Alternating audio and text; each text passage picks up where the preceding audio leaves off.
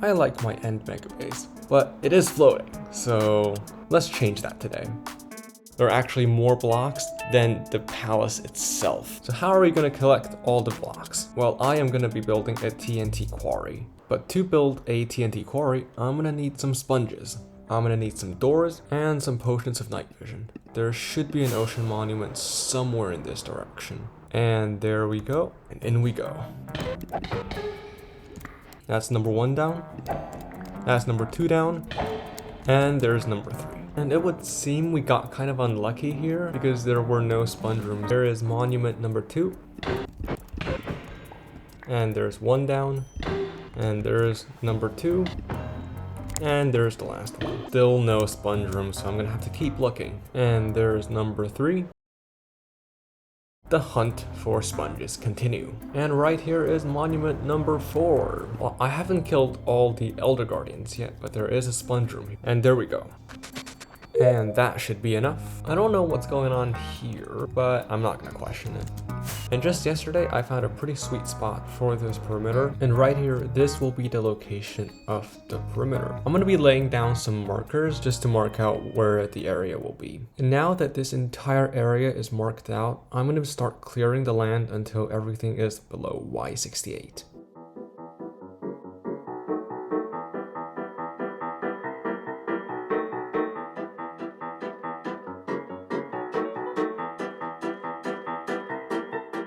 The next step will be to clean out water spots like this one right here so that the TNT can actually clear up all the terrain. And now begins the TNT carpet bombing process. And now we are ready to kick off the first flying machine. This is really quite scary, but YOLO, I guess. 3, 2, 1. It's working! Yes!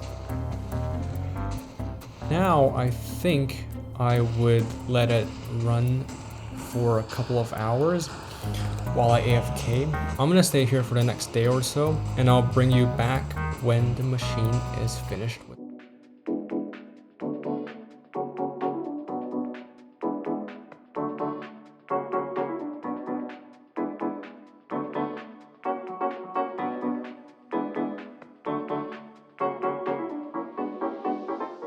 So after around 20 or so hours worth of work, this perimeter is pretty much done. Throughout this project, I have been collecting all the diamond ore that I've seen, and oh boy, there is a lot.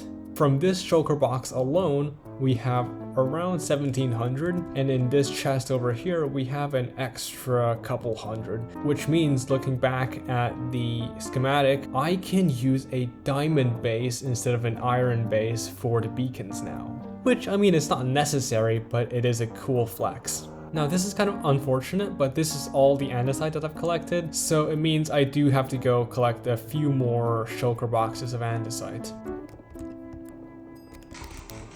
And after around 6 hours of grinding, all the resources have now been collected. And just for sake of simplicity and to save time later down the line, I have placed out all the blocks from all of these shulker boxes just so I know where everything is.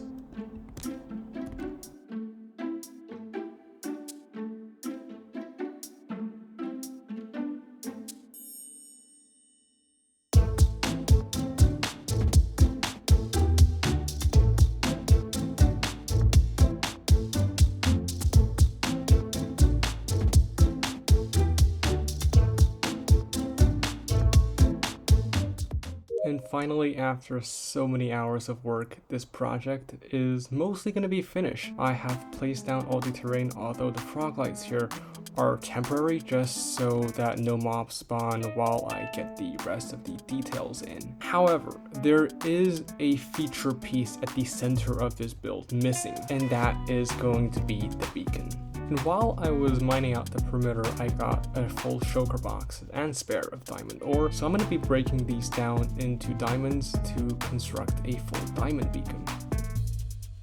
And just as a added bonus, I can actually mend all my tools, including my elytra, which is almost broken from building this project, so here we go.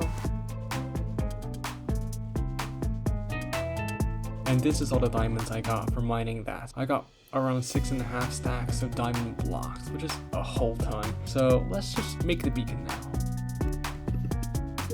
And to cap everything off, beacon 1, 2, 3, 4, and 5. This one will give me speed 2, resistance 2, strength 2, regeneration, and haste 2.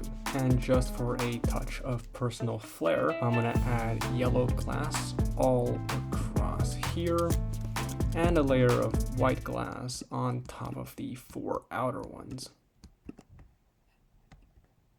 And after so many hours, the exterior of this project is finally done. And in the next few episodes, I'm going to be working on the details and the interior of this project. So if you enjoyed this, please do subscribe because the next video is only going to get bigger in scale. Goodbye.